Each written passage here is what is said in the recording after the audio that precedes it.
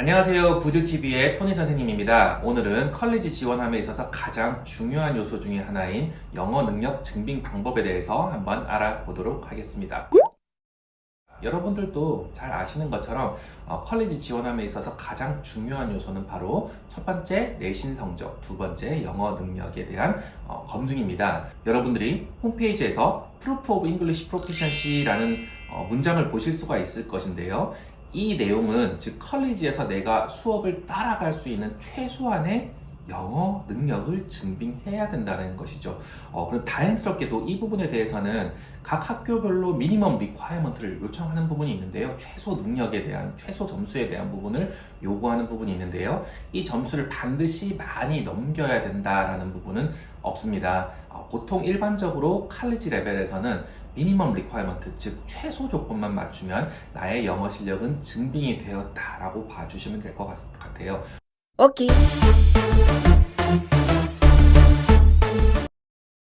이 부분은 캐나다 대학 같은 곳에서도 유니버시티들에 대해서도 똑같이 적용되는데요. 왜 미국 같은 경우에는 고득점을 하면 할수록 유리한 부분이 없지 않아 있기 때문에 최대 득점을 하려고 많이 노력을 하시잖아요. 근데 캐나다 같은 경우에는 일반적으로 컬리지든 유니버시티든 모두 미니멈만 맞추시면 된다라고 생각을 해주시면 될 것 같네요. 물론 앞으로는 어떻게 변별력을 주는 방향으로 바뀔지 모르지만요. 최소한 컬리지 레벨에서는 없다고 봐주셔도 무방합니다.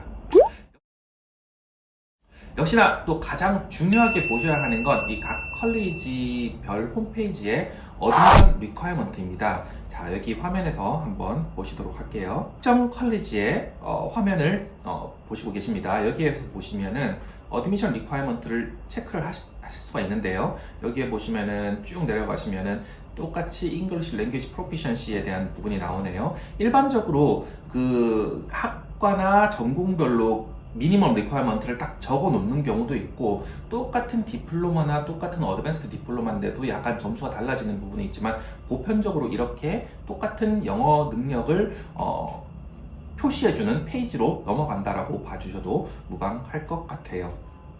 여기에 보시면 서티피케이트는 얼마, 디그리는 얼마, 배출러는 얼마, 널싱 같은 경우에는 몇 점 정도를 요구합니다. 그 다음에 그레듀에이트 서티피케이트는 얼마 정도를 요구합니다. 다른 컬리지네요. 여기에도 똑같이 어드미션 리퀘어먼트를 딱 들어가 보시면은요, 똑같이 English Language Proficiency에 대한 부분이 나오거든요.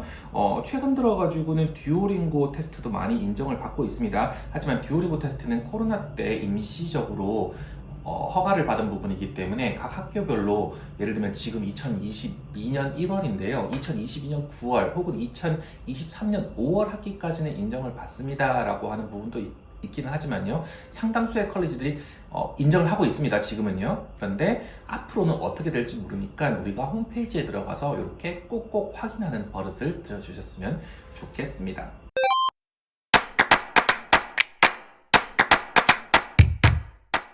여기서 기본적으로 저희가 봐야 되는 거는요, 네, 두 가지입니다. 조기 유학생을 한 국제학생하고요, 또 그리고 바로 한국에서 지원하는 국제학생. 이 경우에는 총 4가지 방법이 있습니다. 일반적으로 조기 유학을 한 국제학생 같은 경우에는요, 영어가 바로 원어로 사용되는 경우, 영어가 즉 모국어로 사용되는 경우에 국가에서 공부하신 분들 같은 경우에는요, 2년 혹은 3년 이상의 고등학교 생활을 하셨다고 하시면은 거의 대부분 영어는 따로 증빙을 하지 않으셔도 되는 부분이 있습니다. 물론 근데 가끔씩 필리핀이라든지 말레이시아라든지 이런 영어를 공용어로 사용하는 나라 같은 경우에서 제가 여기서 공부했어요. 혹은 한국에서 국제학교를 졸업했는데요. 이 경우에는 혹시 IELTS나 TOEFL 같은 영어 점수가 면제가 되지 않나요? 라고 문의를 주시는 경우가 있는데요. 이 경우에는 거의 해당되지는 않습니다. 물론 최근 들어서 필리핀에서 공부했다는 걸 인정해주는 컬리지들이 한두 군데씩 생기기는 시작한 부분이 있는데요. 아직까지는 상당수의 컬리지들에서는요, 대부분 미국, 영국, 호주, 뉴질랜드 이런 원래 영어를 모국어로 사용하는 그런 국가들에서 공부하는 것만 인정해주고 있다는 부분을 참고해 주시고요. 요거는 매년 바뀔 수 있으니까 직접 여러분들이 홈페이지 들어가서 확인을 해 주셔야 됩니다. 자, 이제 두 번째로는요, 한국에서 지원하는 국제학생들, 이 영상을 보시는 대부분의 학생분들이겠죠. 여기에는 총 4가지 방법이 있습니다. 첫 번째로는 공인 영어 성적 제출, 예를 들면 가장 대표적인 예로 토플이나 IELTS를 준비하시는 분들이 가장 많으셨겠죠. 듀오링고가 인정받는다는 것은 여러분들한테 약간 좀 유리한 부분이 되기도 합니다. 그리고 대학 부설 자체의 영어 과정, 학교마다 이름이 많이 다르거든요. 네. 어떤 학교들은 ESL, 어떤 학교들은 EAP, 어떤 학교들은 EAS, 어떤 학교들은 ELI 등등 이런 이름이 다르다 보니까 여러분들이 같이 한번 내가 원하는 입학하기 원하는 학교에 들어가셔가지고 참고하시면 되고요. 세 번째 방법으로는 이 각 칼리지들과 연계가 되어 있는, 계약이 되어 있는 사설어학원에서 패스웨이를 밟음으로 인해서 조건부 입학을 받는 방법, 그리고 마지막으로 자체 시험을 보는 방법 4가지가 있습니다. 이 4가지 방법을 다 한번 알아보도록 할까요? 네. 공인 영어 성적 제출은 가장 보편적입니다. 여러분들이 비용을 가장 아낄 수 있는 최고의 방법이기도 하고요. 내가 토플이라든지 IELTS, 대부분 캐나다를 준비하시는 분들은 IELTS 점수를 많이 따시는데요. 내가 익숙한 부분으로 공부를 하시면 됩니다. 예를 들면 토플을 꾸준하게 공부해 오셨던 분들은 토플이 좋으실 거고요. IELTS가 조금 더 유리하다 생각하시는 분들은 IELTS로 보시면 되는데요. 제가 경험상 봤을 때 토플은 점수를 따기가 조금 더 힘든데 그런 분들이 IELTS를 봤을 때 패스를 하시는 분들도 있으시더라고요. 그리고 IELTS를 계속 점수를 못 땄는데 나중에 듀오링고를 봤는데 패스하시는 분들도 있으시고요. 이런 시험들 중에 지금 영어에 가장 가깝다라고 하는 영어 시험은 제 개인적으로는 캠브리지라는 시험인데 요거는 다음에 한번 다루도록 하겠습니다.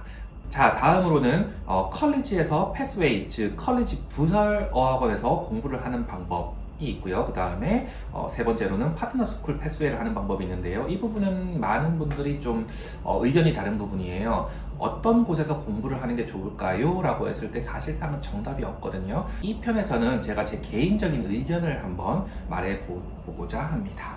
각 개인분들이 가지신 영어 실력의 차이가 난다라고 보실 수가 있을 것 같아요.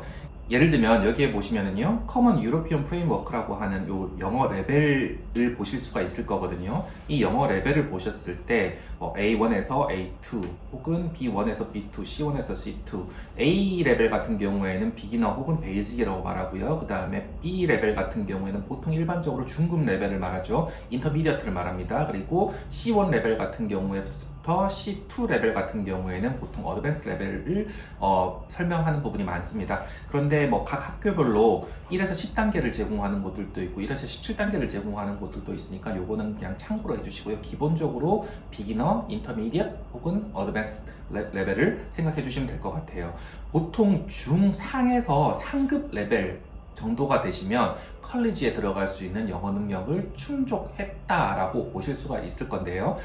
만약에 내 레벨이 아주 낮은 레벨이다. 예를 들면 여기에 보시는 것처럼 비기너 레벨이다 라고 생각하면은 저 개인적으로는 사설학원에 가서 공부를 하시는 게 좋지 않을까 생각하고요.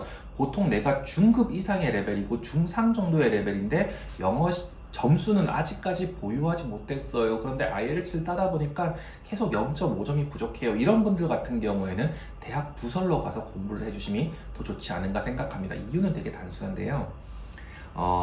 사설학원 같은 경우에는 보통 비기너 레벨에는요, 읽기, 듣기, 말하기, 쓰기를 다 같이 공부하는 경우가 있어요. 하지만 중상에서 상급 혹은 내가 패스웨이 과정이라고 하는 8주에서 12주 과정을 들어가면 주로 라이팅 중심으로 공부를 하게 되거든요. 네, 그리고 대학 부설에 가게 되면은 상당수가 거기도 대학 부설도 마찬가지로 읽기, 듣기, 말하기, 쓰기를 다 배우지만 실질적으로는 대학 부설 같은 경우에는 라이팅 중심으로 수업이 구성이 되어 있는 경우가 많아요. 그래서 내가 어차피 중상 정도가 되면 사설학원에서 공부하는 것보다는 내가 진학을 할 학교에 가서 그 진학을 할 학교의 시설물들을 같이 쓰면서 선배들을 만나면서 공부를 하기 좋으니까 중상 레벨 같은 경우에는 대학 부설로 가시는 게 좋으실 것 같고요. 만약에 내가 비기너 레벨이다 혹은 초중급 정도 레벨이다 라고 하시면 사설학원에서 읽기, 듣기, 말하기, 쓰기를 같이 공부해 보는 것도 좋은 방법일 것 같습니다. 그리고 아무래도 사설학원이 국적 비율이 조금 더 다양한 국가에서 오는 경우가 많다라고 봐야 될까요? 대학 부설 같은 경우에는 중동, 인도 혹은 아시안 계열의 학생들이 조금 더 많다 보니까 제 개인적으로는 영어 레벨이 낮을 때는 네, 사설학원 영어 레벨이 높을 때는 대학 부설에서 공부를 하시는 게 더 좋으실 것 같다는 생각이 듭니다. 네, 여기에 보시는 것처럼 비용적인 부분도 좀 차이가 나는데요.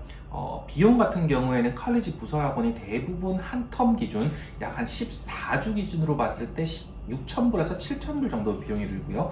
사설학원 같은 경우에는 약 한 16주 기준으로 봤을 때 4,500불에서 5,000불, 그리고 사설학원들 같은 경우에는 막 이렇게 프로모션들이 많이 있죠. 그래서 비용들이 조금 더 저렴해질 수 있거든요.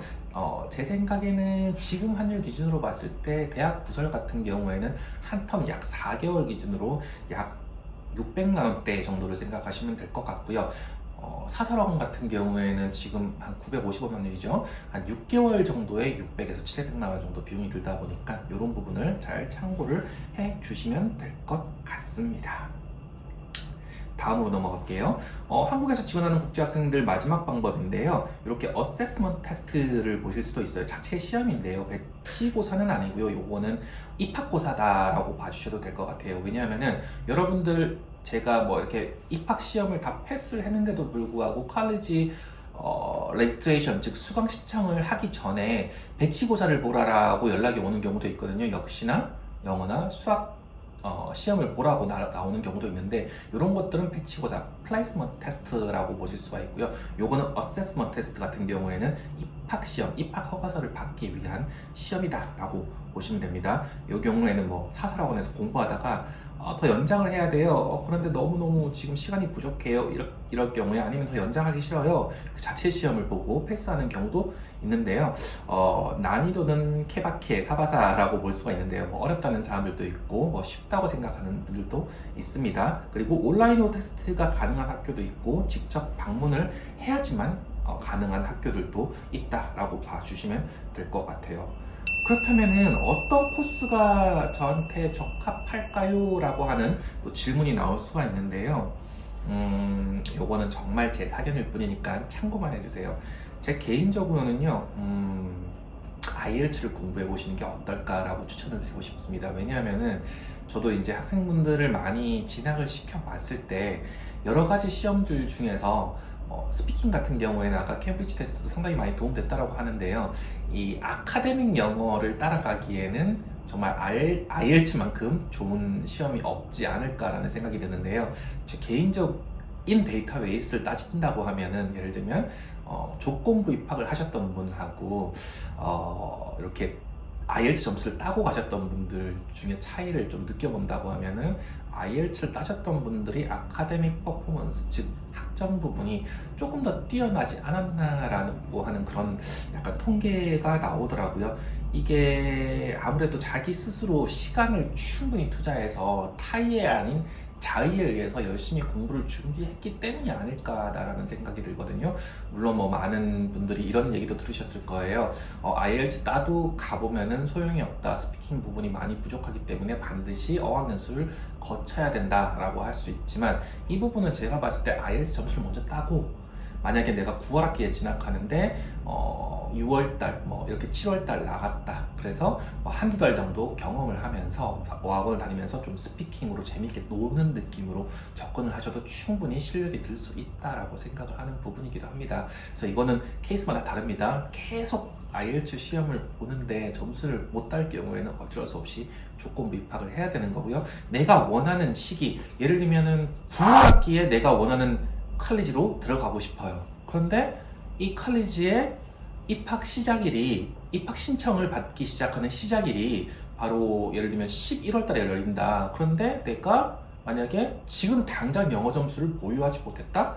그럼 어쩔 수 없어요. 여러분은 반드시 조건부 입학을 거셔야지 제 자리가 확보가 된다라고 봐주셔도 되거든요. 물론 뭐 센티니얼 컬리지라든지 아니면 플레밍 컬리지, 펜쇼 컬리지, 조지안 컬리지, 이런 특정한 컬리지들 같은 경우에는 영어 점수를 8월 달까지도 제출해도 된다, 이런 규정이 있는 경우도 있거든요. 그래서 여러분들이 진학하고자 하는 컬리지의 홈페이지를 살펴보시거나 거기에 정확하게 명시가 되어 있지 않으면 언제든지 유학원으로 가서 문의를 해보시고 이렇게 스케줄을 한번 짜보시는 것도 좋은 방법이 되실 것 같습니다. 만약에 잘 모르시면 저희 브레이크 헤드 쪽으로 연락을 주시면 좋으실 것 같습니다. 자, 오늘도 도움이 되셨길 바라고요. 도움이 되셨으면 좋아요, 구독하기 눌러주시면 감사드리겠습니다. 감사합니다.